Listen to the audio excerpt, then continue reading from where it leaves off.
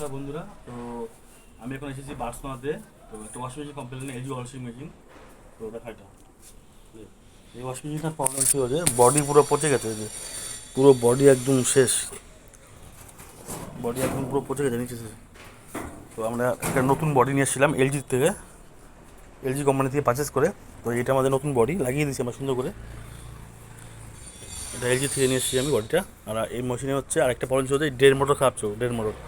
তো এটা হচ্ছে 15 ড্রেন মোটরটা, আর নতুনটা আমরা এখন লাগাবো। একটু লাগা, এই নতুনটা লাগাচ্ছি আমরা। এটা ড্রেন মোটর লাগানো খুবই ইজি, একদম সিম্পল। শুধু আপনাদের একটা 8 নম্বর টিনেস লাগবে, এমন না এমন না, উল্টো লাগানো হয়েছে। बॉडी चेंज हो जाएगा क्या? হ্যাঁ, এ जो है এই টাইপের লাগাতে হয়। এই যে এখানে নাট লাগালে যে হয়ে যাবে।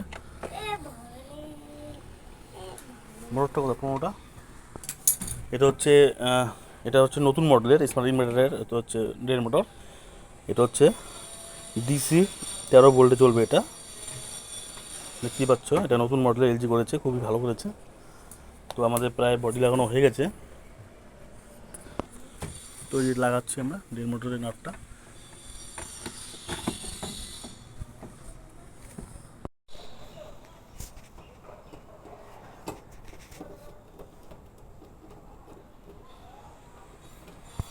তো এটা আমাদের নতুন বডি একদম সুন্দরভাবে লেগে গেছে ফিনিশিং দিয়ে।